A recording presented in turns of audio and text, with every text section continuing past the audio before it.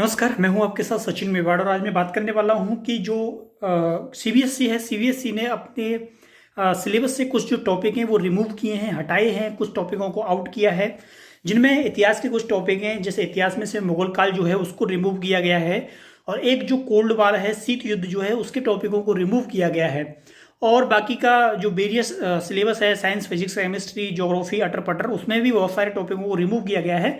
लेकिन इतिहास में जो टॉपिक रिमूव किए गए हैं, जिनमें से मुगल काल के कुछ टॉपिक हैं और कुछ जो टॉपिक हैं वो वर्ल्ड हिस्ट्री में से हटाए गए हैं, जिनमें शीत युद्ध जैसे टॉपिक जो हैं उनको हटाया गया है। गवर्नमेंट ये चाहती है कि सिलेबस जो है वो कम किया जाए। जैसे सिलेबस थोड़ा जाता है किताबों में, गवर्नमेंट ये मानती है, तो चाहती है कि 30% सिलेबस जो है वो कम किया जाए, ताकि बच्चों पर भार जो है वो कम पड़े। चलो अच्छा है, ठीक है, मान लेते हैं कि गवर्नमेंट का उद्देश्य यह है कि गवर्नमेंट ये चाहती है कि सिलेबस कम कर दिया जाए। लेकिन गवर्नमेंट जिन टॉपिकों को हटा रही है, जैसे मुगल काल है, मुगल काल का टॉपिक गवर्नमेंट रिमूव कर रही है। तो इतिहास का मैं विद्यार्थी हूँ और मैंने मुगल काल को बहुत डीपली पढ़ा है, खूब नज़दीक से पढ़ा है और काफ़ी बार पढ़ा है। शीत युद्ध जो है वो वर्ल्ड हिस्ट्री में मोस्ट इंपॉर्टेंट टॉपिक है। तो मैं दोनों टॉपिक पे चर्चा करूंगा। मैं सोशल मीडिया पे देख रहा था, मैं न्यूज़पेपर में पढ़ रहा था, मैंने मीडिया में भी देखा कि बहुत सारे लोग ये कह रहे थे कि मुगल काल को तो बिल्कुल हटा देना चाहिए, क्योंकि ये मुगलों की सभ्यता संस्कृति को दिखाता है। भारत के इतिहास में इनके लिए कोई जगह नहीं होनी चाहिए। दूसरा ये कह रहे थे कि शीत युद्ध वाला टॉपिक जो है उसको भी गवर्नमेंट ने बहुत अच्छी तरीके से हटा दिया है। इससे क्या है, गवर्नमेंट की जो पॉलिसी है, जो फॉरेन पॉलिसी है, जो विदेश नीति है, उसमें इंडिया जो है वो गुटनिरपेक्ष नहीं रहेगा, किसी एक पावर के पक्ष में खड़ा हो जाएगा और लीडरशिप करेगा। देखिए, मैं पहले एक टॉपिक जो है उसे बात करना चाहूंगा, मुगल काल। मुगल काल को आपने हटा दिया।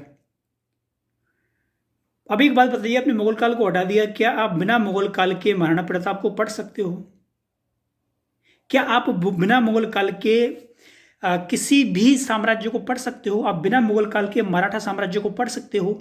आप बिना मुगल काल के बंगाल को पढ़ सकते हो? विजयनगर को पढ़ सकते हो? बहमनी साम्राज्य को पढ़ सकते हो? पंजाब को पढ़ सकते हो क्या? बिना मुगल साम्राज्य के आप कैसे कनेक्ट करोगे? बच्चे को पता ही नहीं रहेगा दिल्ली में सत्ता किसकी थी। आप केवल मारवाड़ पढ़ लो, मेवाड़ पढ़ लो, वारंगल साम्राज्य पढ़ लो, विजयनगर पढ़ लो, बहमनी पढ़ लो, मराठा साम्राज्य पढ़ लो, लेकिन सेंटर की पावर जो थी वो तो गायब हो जाएगी। बच्चों को पता ही नहीं चलेगा कि मुगल साम्राज्य जो था वो गायब हो गया बीच में से, क्योंकि 11th 12th is most important class. वहां पे बच्चे का बेस तैयार होता है, बच्चे की जो आधारशिला है वो कमजोर होती है। अगर आप मुगल काल को बीच में से गायब कर दोगे तो फिर ये जो राजस्थान का इतिहास है ये बहुत हद तक खत्म हो जाएगा। आप सोचो, रामायण और महाभारत में से आप रामायण में से रावण को हटा दो और महाभारत में से आप दुर्योधन को हटा दो, इंटरेस्ट आएगा क्या? पता ही नहीं चलेगा युद्ध कैसे चल रहा है, कौन थे वो लोग। इतिहास को आप भुला नहीं सकते। हो सकता है कि आप उनके बारे में कुछ बदलाव कर सकते हो सकता है कि आप लोग उनके बारे में 2-4 युद्धों को पलट सकते हो। आप ये कह दो कि चलो मान लो पानीपत का युद्ध, उनकी डेट, उनकी विजय जो है वो बदल दो, लेकिन सत्यता सत्यता होती है। आप लोगों ने शीत युद्ध को हटा दिया। शीत युद्ध भारतीय इतिहास का एक महत्वपूर्ण फॉरेन पॉलिसी रही है। भारत गुट निरपेक्ष रहा उसके सारे। अगर सोचो, भारत उस समय गुट निरपेक्ष नहीं होता तो भारत की स्थिति और ज़्यादा खराब होती। वो यूएसएसआर के साथ जुड़ जाता, उस पर आक्रमण होते, उसके ऊपर लड़ाइयाँ थोपी जाती। दुनिया के बहुत सारे देश ऐसे हैं जो गुट निरपेक्ष रहे। खुद अमेरिका जो है वो लंबे समय तक युद्धों से दूर रहा था। आज तक अमेरिका ने अपनी धरती पर कोई युद्ध नहीं लड़ा, सबसे पावरफुल कंट्री है। दुनिया के सबसे जो खुश देश हैं, जिनमें स्विट्जरलैंड, फिनलैंड के नाम आते हैं, वो भी किसी भी युद्ध में शामिल नहीं हुए। जो लोग युद्ध में शामिल हुए उनका क्या हास्य जो है वो हो रहा है। यूक्रेन रसिया युद्ध के बारे में आप देख लीजिए। रूस कह रहा था कि हम 5 दिन में यूक्रेन को ये कर देंगे, वो कर देंगे। 2 महीने से ज्यादा समय हो गया, कुछ हुआ क्या? तो एक महत्वपूर्ण पहलू है गुट निरपेक्ष नीति। गुट निरपेक्ष नीति से बच्चा समझता है कि तटस्थ रहने के क्या फायदे होते हैं। भारतीय इतिहास का एक महत्वपूर्ण पहलू रहा है गुट निरपेक्ष। ना हम अमेरिका के साथ रहे, ना हम यूएसएसआर के साथ रहे। हमने हमारी जो पॉलिसी है वो खुद निर्धारित की थी। तो मेरी समझ से परे है ये दोनों टॉपिकों को हटाना। हाँ, आप मुगल काल को थोड़ा कम कर सकते थे। हो सकता है कई लोगों की ये सोच होगी बिल्कुल ही डिस्ट्रॉय कर दो भारत के अंदर से, ये तो पढ़ाओ ही मत। ठीक है, तो इतिहास हमेशा अच्छी चीज़ें सिखाता है, आपको अनुभव सिखाता है, आपको समझ सिखाता है।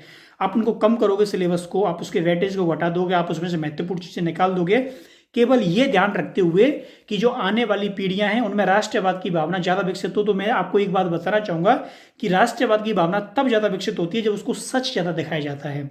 उसको दिखाया जाता है कि देखिए महमूद गजनवी ने इतनी बार आक्रमण किया था और इतनी बार सफल हुआ था, क्या कमियां नहीं थी हम लोगों के अंदर। पानीपत का प्रथम युद्ध, द्वितीय, तृतीय, तराइन का प्रथम, तराइन का द्वितीय, जब वो बच्चा पढ़ता है ना तो वो देखता है कि हमने कहाँ पर गलतियां की थी, हमारी कौन कौन सी फेलियर रहे थे, और उन फेलियर को ध्यान में रख के वो आगे तैयारी करता है। हमेशा गलतियों से सीखा जाता है। आप उन गलतियों को ही ढक दोगे, आप उनके सिलेबस में से हटा दोगे, तो बच्चा क्या सीखेगा? उसे क्या मालूम चलेगा कि अकबर कहाँ था, प्रताप कहाँ था, इतनी पावरफुल होने के बावजूद इसने फाइट ली। तो दोनों को पढ़ाया जाना बहुत महत्वपूर्ण है। किसी भी वंश को, किसी भी टॉपिक को रिमूव करना सॉल्यूशन नहीं है। और ऐसा नहीं कि जिन लोगों ने इसको रिमूव किया है वो लोग ऐसे ही हैं, बहुत महत्वपूर्ण लोग हैं।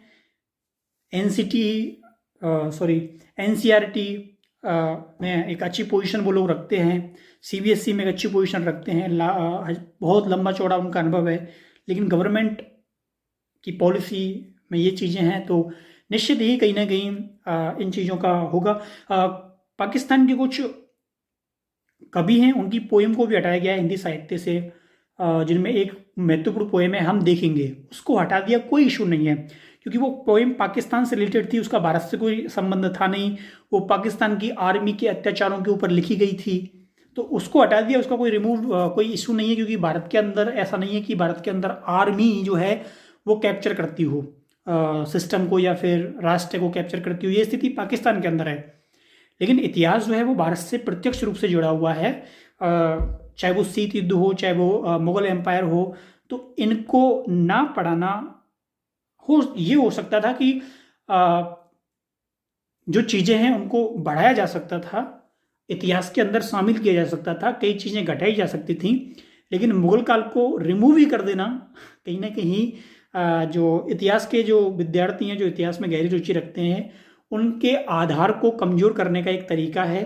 वो बच्चे कभी समझ ही नहीं पाएंगे उसको डीपली से, बिल्कुल नीचे से, जहाँ तक मैं समझता हूँ। बाकी गवर्नमेंट की पॉलिसी होती है, आती हैं जाती हैं, और कई लोग इसका विरोध करते हैं, उनको गाली भी खानी पड़ती है कि तुम लोग विरोध क्यों कर रहे हो।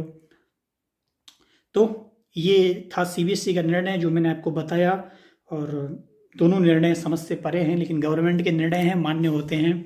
आप लोग क्या सोचते हो, क्या ये हटाना सही है या गलत है? अपनी प्रतिक्रिया जरूर दीजिए। Thank you.